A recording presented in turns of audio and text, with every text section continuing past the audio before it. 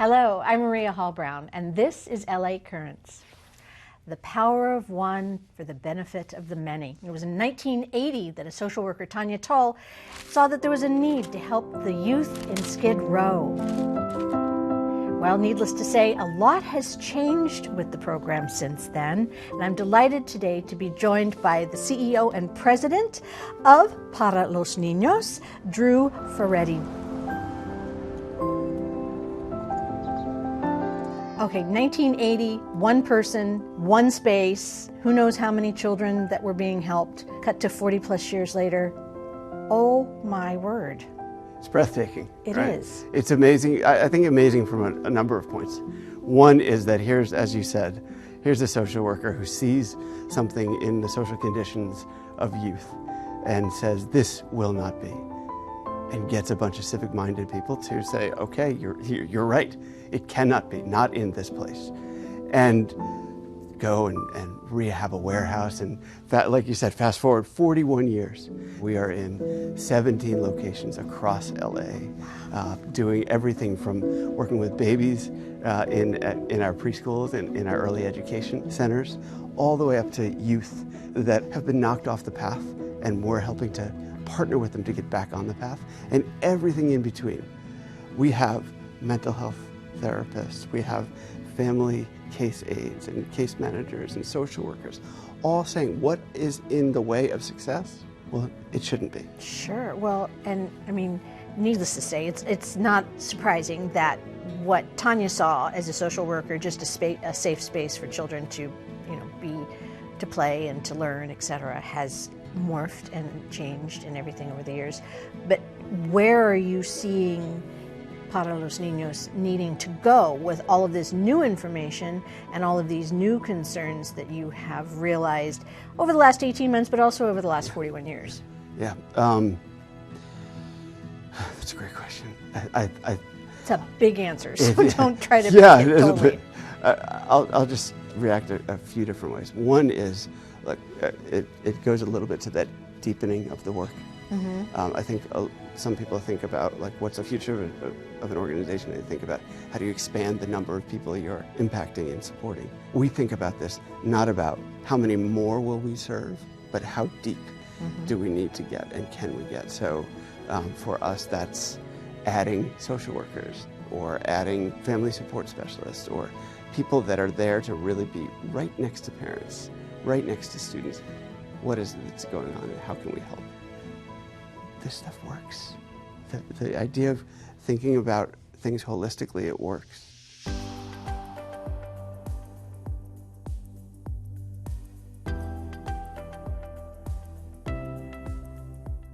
You had to do a pivot just like everyone else had to do a pivot. Yeah. During the pandemic. How was that for you?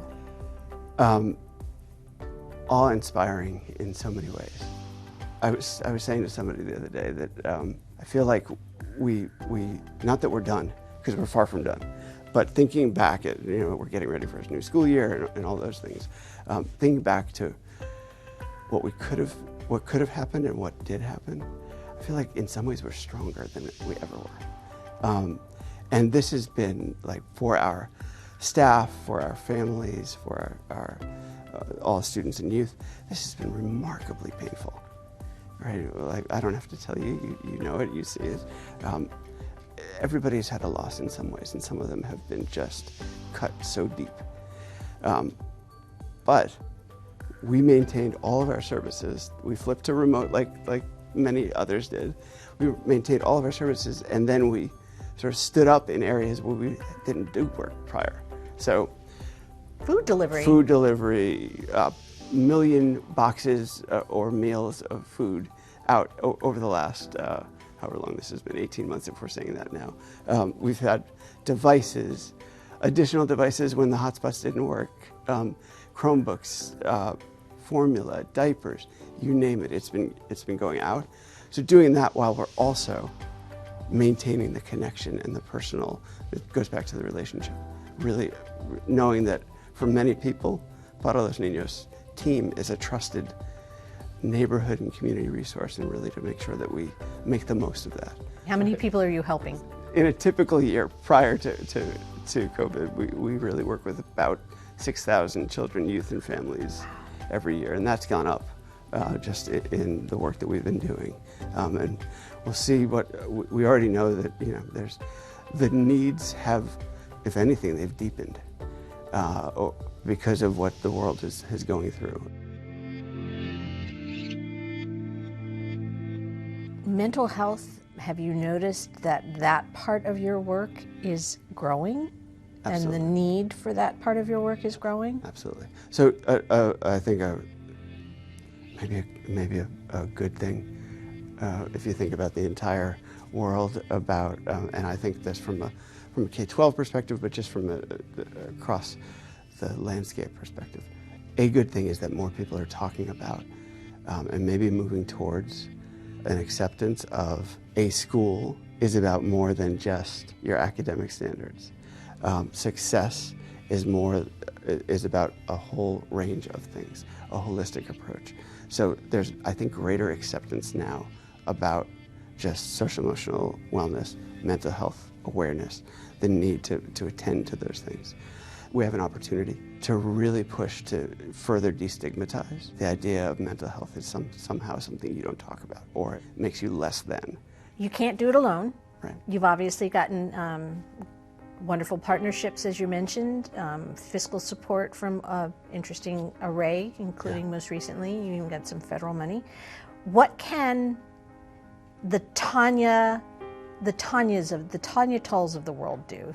People who just don't have the wherewithal to just work for you full time or give you the amazing fiscal support they'd like. But what if they just want to help?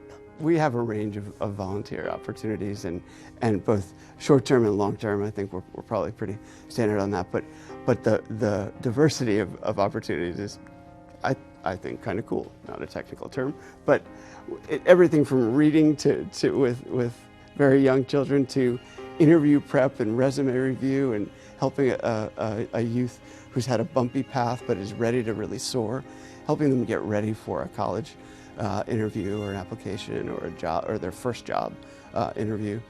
Like we have all of that, plus communities defining their own issues and saying we are leaders. You're not doing for, you might do with. We are online.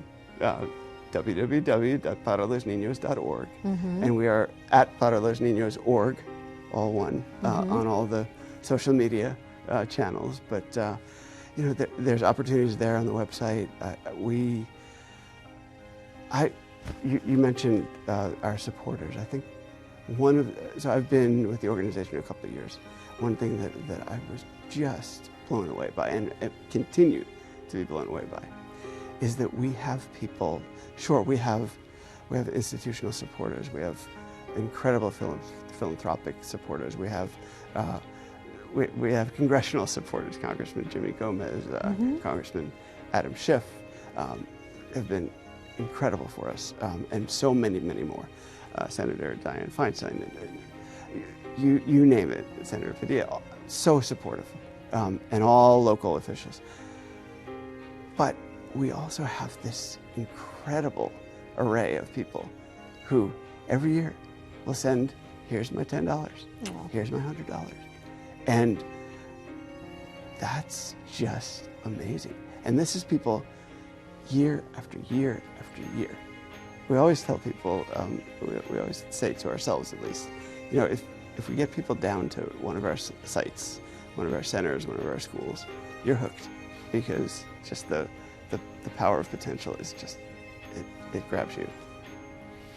Well, how delightful to talk with you today, and how inspiring in so many ways. And you are a very mindful person. I can sense it from across the table, so thank you. Thank you. All right. It was great chatting. Likewise. Thank you. And that's a wrap on this LA Currents.